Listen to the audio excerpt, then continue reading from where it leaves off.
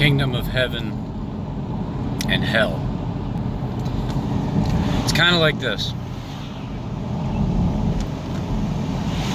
Where you dwell on earth, it's either heaven or it's hell. Or it's a little bit of heaven, a lot of hell.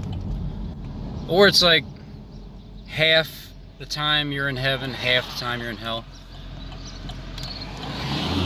Or 3/4 of the time you're in heaven, and about 1/4 of the time you're in hell.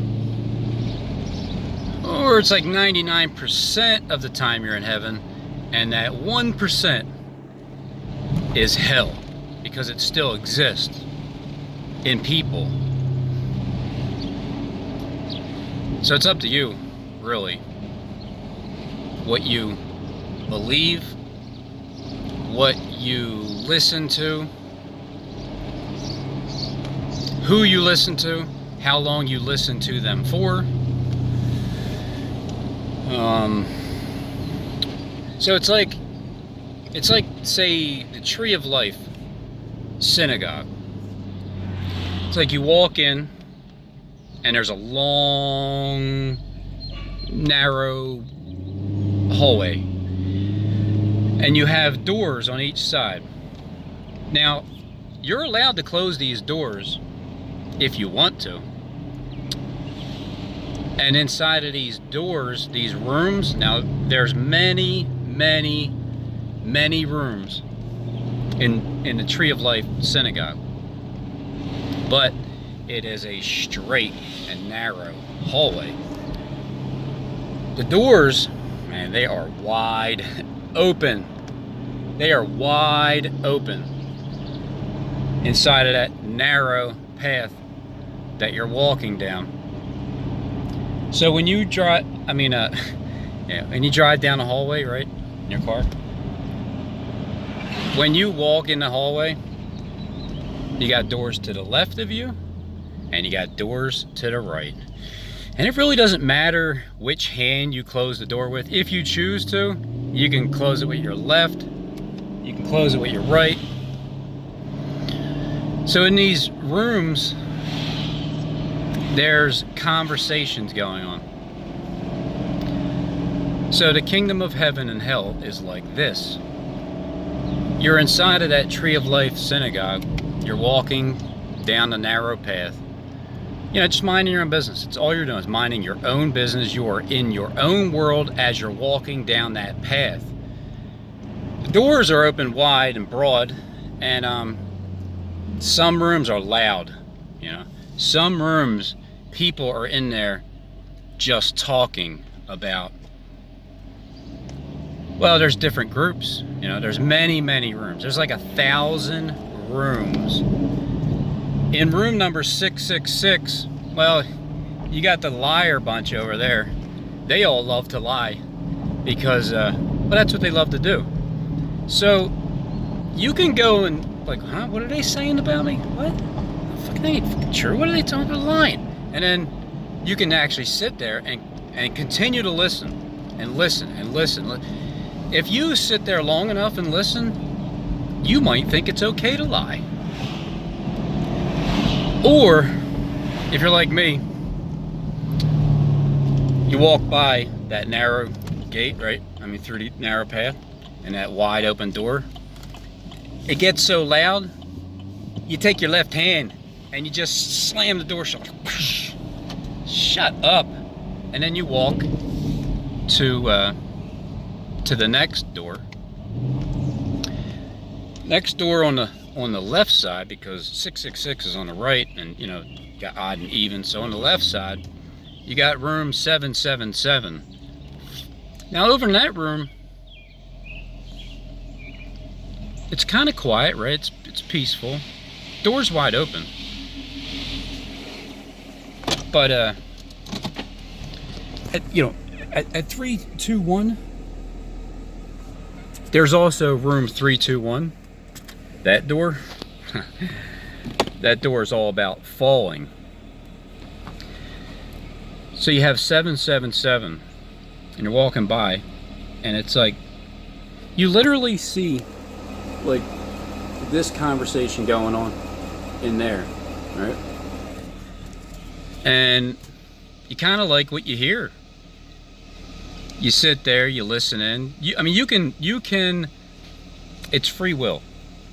You can either engage in conversation on either side of the room, either side of the hallway. You can engage in a conversation if you want to, or you can slam the door shut.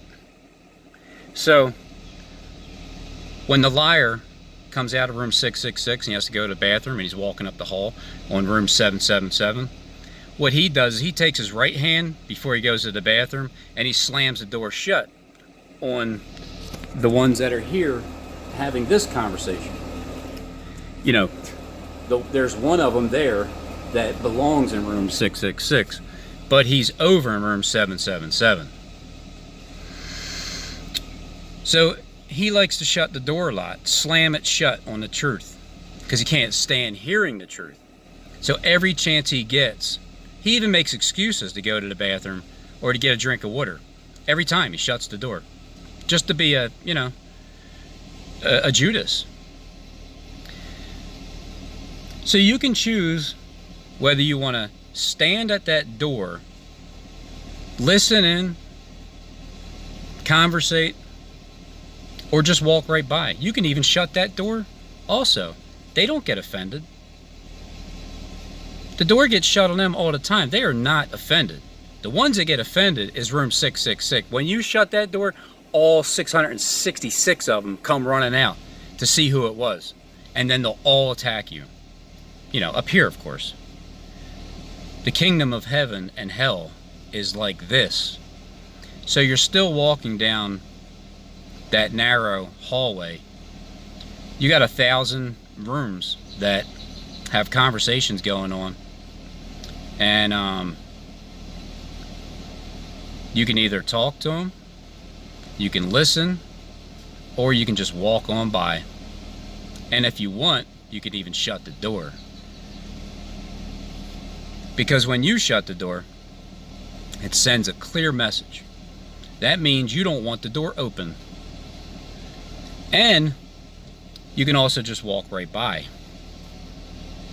and just let it be. Let them who are evil over there be evil still. Don't try to tell them what they're talking about over here, because they don't want to hear it. So just walk by and go to the next room, see what they're talking about over there. You go to the other rooms over there. Yeah, it's because it's like a land split. It's divided. You got the uneven numbers on the left side that they're going to tell you they're bad because they're uneven. But you got on the right side, you got the even numbers, and they always have like horrible conversations over. Because in room, like, I don't know, 999, they're over there talking about perversion. So you got these people over there, all they're talking about is how they're gonna do this to that girl or guy or whatever.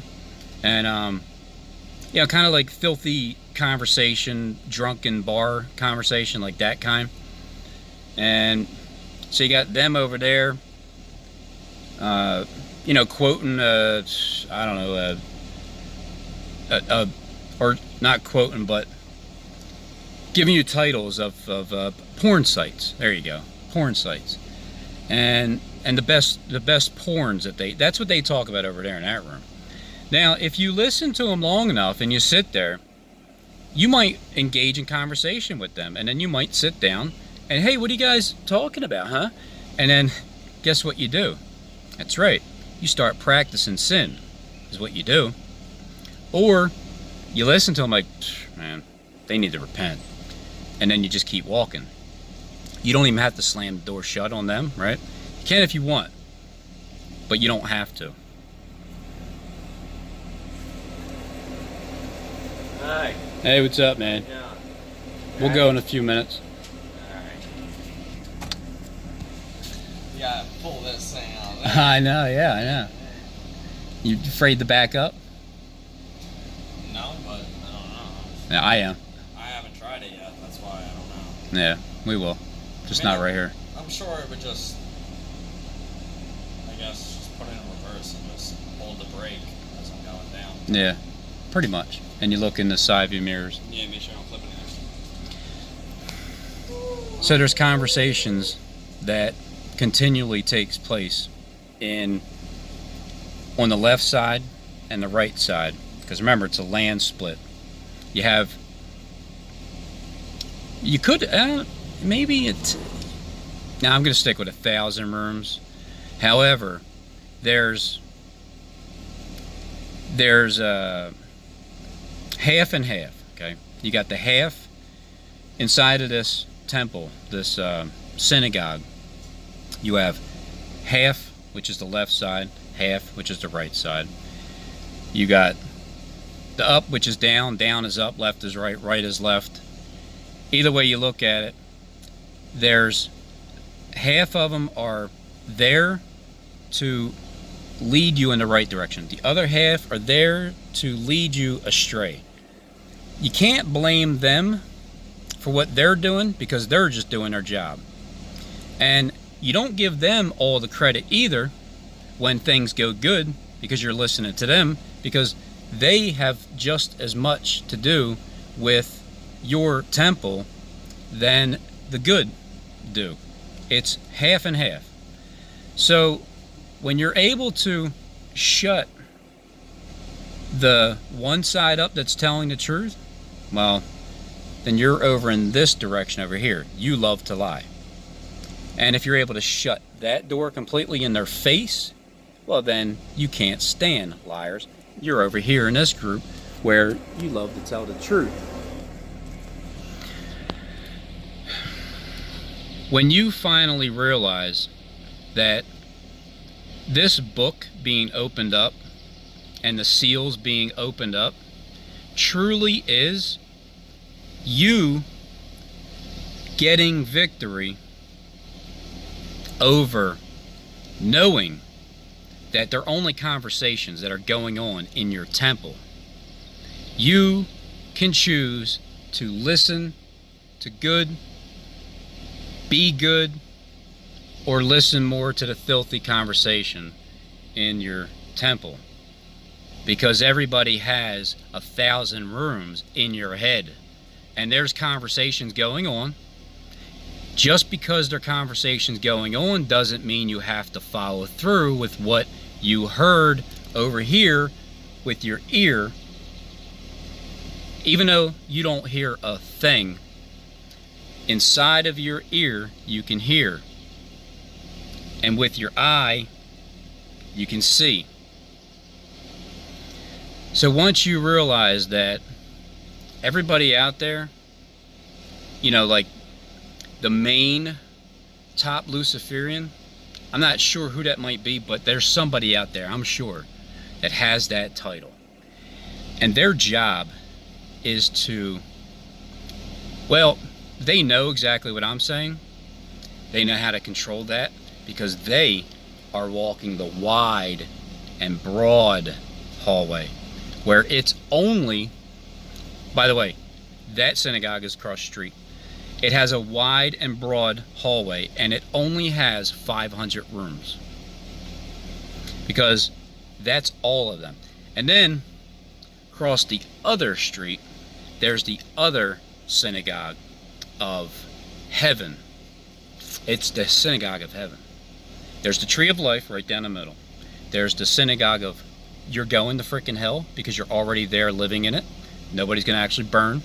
And then, it's a lie. And then the truth over here in the synagogue of heaven is there's 500 rooms over there too, because they are all secluded to strictly goodness and truth.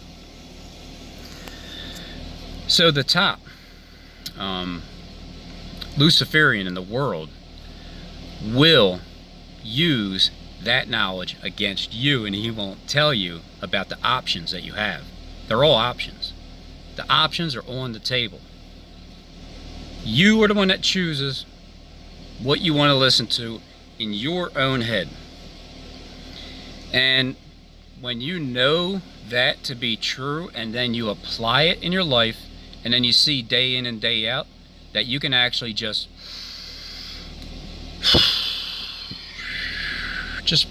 breathe in now. Breathe in now. Because the transfer of demons are the whispers. When they come out of certain people's mouths, and you know, like, the clout and the power that they have and the authority, right? And you know that to be true. When those words come out, it's a spell. And those spells are like whispering demons. They whisper in your ear on that side of the brain as you're walking down that hall. They're whispering constantly. You hear them. And so when they get transferred to you, the master manipulator no longer even has to say anything, because those demons have already been transferred into your heart and your soul, and that's all you think about. So think about it the other way. It works both sides. This side over here is actually easier. It's more strength. Over on this side, you're able to gain straight content with everything in your life, and you don't fear what words are saying to you, even actions. So get it together. Walk down that narrow hall. You can hear what's going on. Obviously, there's always conversations going on. But when you choose to meditate, just shut those doors over there. Shut all 500 of them. Meditate on this side, the side that's good. Listen to what they are saying. You can engage in the conversations if you want. You don't have to. You're not even forced to. Over here, it's like you stand by the door.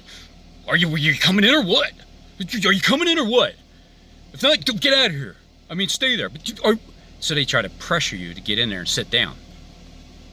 In this room, they look at you like this. They look at you like the door. They're like this. So then you know, as you're looking, like,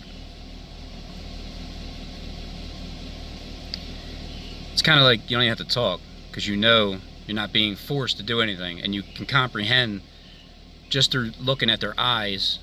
You know, the ones that aren't afraid to show their eyes, of course. So you can see just by their eyes alone. That's why most people hide their eyes, because of the evil that protrudes through those lenses. So it's your choice. It's not his. It's not theirs. Don't get mad at Satan. Don't get mad at God. Don't praise God every single time that something goes right. Understand that Satan has everything to do with it also. Things that go right is because he leads you in a direction where it's wrong, and then you get corrected, which becomes right. That's why it's all right to listen and hear both sides of the story. But once you finally come to the conclusion of both sides of the story, you're allowed to shut those doors, and you don't even have to go into that synagogue ever again. You can go into the one that only has 500 rooms.